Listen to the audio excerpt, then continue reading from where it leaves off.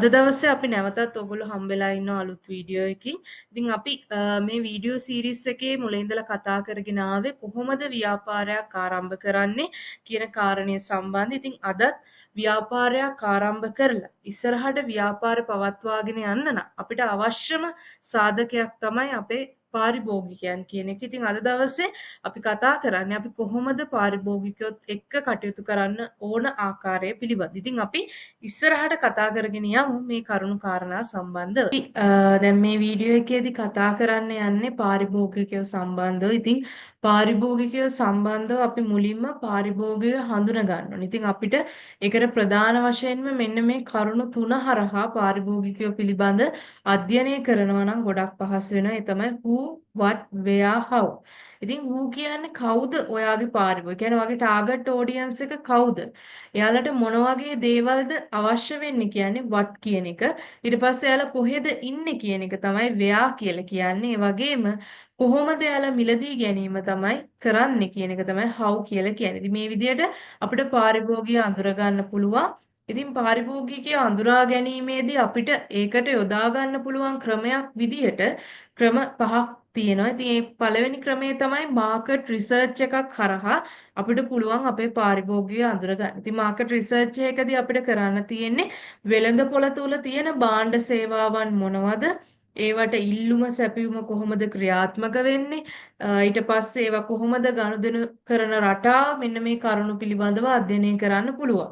ඒ වගේම ඊළඟට අපිට කරන්න පුළුවන් කම්පිටිටිව් ඇනලිසිස් එකක්. ඒ කියන්නේ අපේ තරගකාරීන් පිළිබඳව අධ්‍යයනය කරන්න පුළුවන්. ඒකෙදි එයාලගේ භාණ්ඩ සේවාවන් පිළිබඳව, ඒකේ මිල ගණන් පිළිබඳව, ඒවල තියෙන ගුණත්වය පිළිබඳව, ඒවල තියෙන විශේෂත්වය මෙන්න මේ කරුණු පිළිබඳව අපිට එතනදී අධ්‍යයනය කරන්න පුළුවන්. එහෙමත් නැත්නම් අපිට පාරිභෝගිකය හඳුනා ගන්න කරන්න පුළුවන් කස්ටමර් සර්වේ එකක්, ඉන්ටර්විව් එකක් හරහාත් කරන්න පුළුවන්. ඉතින් ඒකෙදි අපිට live Q&A session එකක් තුල Google form එකක් fill කරන්න දීලා ඊට පස්සේ අපිට social media හරහා පුළුවන් අපිට අවශ්‍ය target audience එක හඳුනා ගන්න යාලට විවිධ ප්‍රශ්න අහලා නැත්නම් අපිට යාලට ප්‍රශ්න ලබා දීලා ඒ තුල එයාලා දෙන feedback එකත් එක්ක එයාලගේ දෙන ප්‍රතිචාරයත් එක්ක අපිට එයාලව හඳුනා ගන්න පුළුවන්. එහෙමත් නැත්නම් අපිට social media insight Facebook, Instagram, YouTube මේවල හරහා තියෙනවා කොහොමද පාරිභෝගිකයන් නැත්තම් මේකේ ෆලෝවර්ස්ලා කොහොමද ට්‍රෙන්ඩ් එක තියෙන්නේ. ඉතින් එයාලා කොහොමද කමෙන්ට්ස් කරලා තියෙන්නේ, ලයික් කරලා තියෙන්නේ. එයාලගේ රිවිව්ස් කොහොමද? ඒ දේවල් තුලත් අපිට අඳුර ගන්න පුළුවන් අපේ පාරිභෝගිකයන් පිළිබඳ එයාලගේ අදහස, එයාලගේ රුචි අරුචිකම් මේ හැම දෙයක්ම අපිට අඳුර ගන්න පුළුවන්. අවසානයේ අපිට කරන්න පුළුවන් Google Trends පාවිච්චි කරන්න. ඒ කියන්නේ වැඩිම වාර ගාණක් සොයපු භාණ්ඩ සේවාවන් පිළිබඳව අපිට හොයන්න පුළුවන්. ඉතින් ඒකෙදි ඒක කොච්චර වතාවක් සොයලා තියෙනවද? ඊට පස්සේ මොන වගේ කැටගරි එකද ඒක වැඩිපුරම අධ්‍යයනය කරලා තියෙන අපිට මේ විදිහට හොයන්න පුළුවන්. ඉතින් මේ විදිහට අපිට පාරිභෝගිකය හඳුනාගත්තට පස්සේ පුළුවන් මේ පාරිභෝගිකයෝ ටික වර්ග කරන්න. ඉතින් පළවෙනියෙන්ම අපිට පාරිභෝගිකය වර්ග කරගන්න පුළුවන් ජනගහනමය කරුණු කාරණා පදනම් කරගෙන. ඒ කියන්නේ ඩිමෝග්‍රැෆික් ෆැක්ටර්ස් පාදක කරගෙන අපිට පුළුවන් අපේ පාරිභෝගිකයන් වර්ග කරන්න. ඒකෙදි එයාලගේ වයස් මට්ටම, ස්ත්‍රී පුරුෂ භාවය, අධ්‍යාපන මට්ටම, රැකියාව අනුව අපිට වර්ග කරන්න පුළුවන්. ඒ වගේම භූගෝලීය සාධක අනුව, ඒ කියන්නේ දේශීයද, විදේශීයද, නාගරිකද, ග්‍රාමීයද, ප්‍රාදේශීය වශයෙන්, පළාත් වශයෙන් විවිධ විදියට අපිට යාළුවා වර්ග කරන්න පුළුවන්.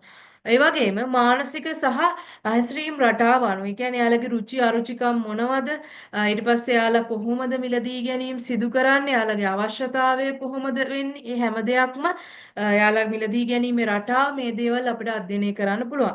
අවසාන වශයෙන්ම අපිට යාළුවා වර්ග කරගැනීමේදී කරන්න තියෙන්නේ ව්‍යාපාරය සහ ඒගොල්ලෝ ගනුදෙනු කරන රටාව පිළිබඳ අඳුර ගන්න ඕනේ. ඉතින් අපි ආරම්භ කරන ව්‍යාපාරය පාරිභෝගිකයන් බවට පත් වෙන්නේ තවත් ව්‍යාපාරයක් නම් ඒක B2B බිස්නස් එකක් වෙනවා. එහෙමත් නැත්නම් අවසන් පාරිභෝගිකයත් එක්ක ගනුදෙනු කරන ව්‍යාපාරයක් නම් අපේ ව්‍යාපාරය B2 ව්‍යාපාරයක් බවට පත් වෙනවා. ඉතින් අපි ඒ අනුව අඳුර ගන්න ඕන. අපි B2B ව්‍යාපාරයක්ද B2C ව්‍යාපාරයක්ද එතකොට තවත් ව්‍යාපාරයක් එක්ක ගනුදෙනු කරනකොට එයාලගේ අවශ්‍යතාවය සහ එයාලට භාණ්ඩ සේවා ලබා දීමේදී අපි මොන වගේ දේවල්ද සැලකිලිමත් වෙන්න ඕන.